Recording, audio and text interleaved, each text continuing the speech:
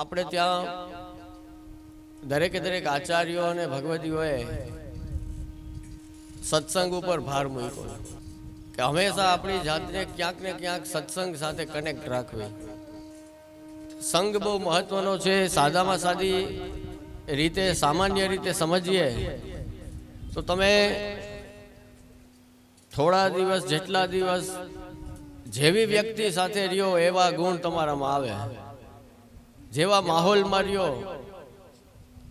થોડીક વાર મિલિટરી ને પોલીસ વાળા ભેગા રહેવા માંડો તો હમણાં એવા જોશ ને એવું બધું તમારી અંદર ઓટોમેટિક એવા જ વિચારો ને એવું બધું આવે. સ્કૂલના બાળકો નિશાળમાં બધે નિશાળમાં આટો મારો, પોરબંદરની ઘણી બધી છે, એમાંથી 2-5 જગ્યાએ જઈને આટો મારો તો તમને રોજ પછી એ જ માહોલ રહે બાળકો નિશાળ. તો આ એક હ્યુમન સાયકોલોજી છે કે જે જગ્યાએ જેવા લોકો સાથે જે રીતે આપણે રહીએ એના ગુણ, એવો માહોલની અસર આપણી ઉપર થાય. તો શ્રી મહાપ્રભુજી આજ્ઞા કરે છે કોની સાથે રહેવું? તો કે ઠાકોરજી સાથે રહ્યો.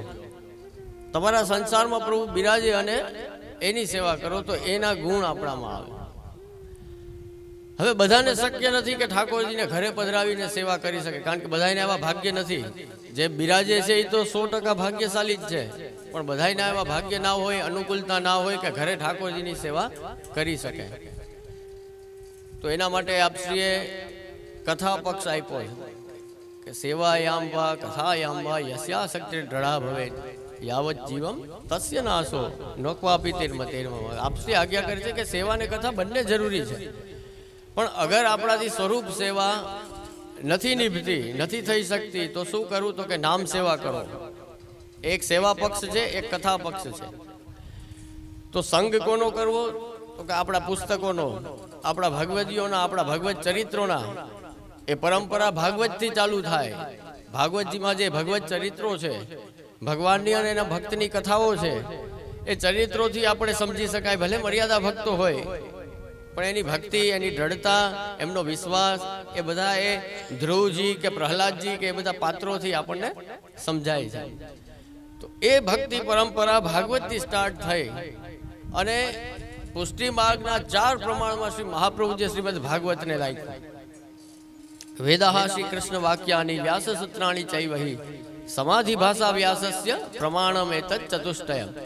તો એ સમાધિ ભાષા વ્યાસજીએ જે દર્શન કર્યા અને એ 18,000 શ્લોકમાં વિસ્તાર થયો, એ શ્રીમદ ભાગવતથી એ પરંપરા શરૂ થઈ અને છેટ પછી કેટલા કેટલા કેટલા ભક્ત ચરિત્રો અને ભગવદીઓ એ ભક્તિમાં માર્ગ ઉપર ચાલ્યા છે.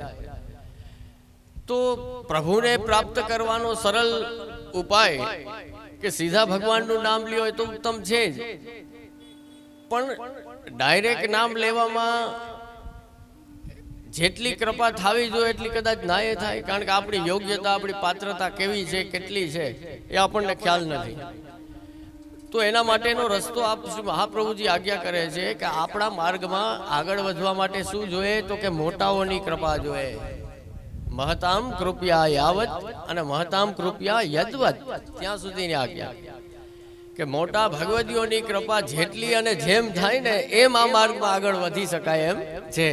સીધી આજ્ઞા.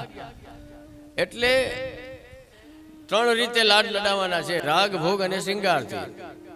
તો આપશ્રીએ દરેકમાં વિસ્તાર કર્યો છે અને રાગ માટે એ રાગની સેવા સોંપી આ અષ્ટછાપ ભગવદીઓને કે તમે આ કીર્તનો દ્વારા, એટલે ખાલી અષ્ટસખા કીર્તન ગાય છે તો એ કઈ સામાન્ય કાવ્ય કે કવિતા કે ગીત નથી, પણ જે દર્શન એમને ઠાકોરજીએ કરાવ્યા છે એ દર્શનનું વર્ણન એમણે કીર્તનોમાં કર્યું છે. અને એટલું પણ નથી, ખાલી દર્શનનું વર્ણન પણ નથી, પણ એ વર્ણન કરીને આપણે ગાયું છે તો શ્રીનાથજી પ્રસન્ન થયા છે. એ એની ખૂબી છે. ગાય તો ઘણાય, ગાય તો આપણે બધા ગાય જ રોજ, ક્યાં ઠાકોરજી રાજી થાય? પણ અષ્ટસખા ગાય એમાં ઠાકોરજી રાજી થાય, એમાં પ્રસન્ન થાય. કુંભનદાસજી ગાય, સુરદાસજી ગાય, તો એમાં શ્રીનાથજી બાબા પોતે પ્રસન્ન થાય છે. એટલા માટે એને સખા કહે છે. એટલે કીર્તનિયામાંથી સખા બનવા માટે આ અષ્ટસખાની કૃપા બહુ આવશ્યક છે. કાં આપણે ખાલી ગાયક હોઈએ, ખાલી કીર્તનિયા હોઈએ પણ એમાંથી એ બધા તમે ઈ કીર્તન આમે ના જો, આપણે બધા કીર્તન કરીએ. હા, પુષ્ટિ માર્ગમાંથી બધા કીર્તન તો ગાતા જ હોય ને. એટલે ખાલી કીર્તનિયા નથી બનવાનું આપણે, મારું કહેવાનું એ જ. ખાલી આપણે કીર્તન કરવાના નથી, પણ એ કીર્તન દ્વારા પ્રભુને લાડ લડાવવાના છે, એની પ્રસન્નતા પ્રાપ્ત કરવાની છે. એ આપણો રસ્તો છે.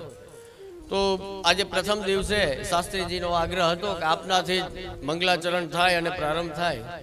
તો ઘણા વર્ષોથી શ્રી મહાપ્રભુના ઉત્સવ ઉપર તો હું આગળ પછી ગમે ત્યારે ફરી પાછો બોલીશ ત્યારે કહીશ બધું.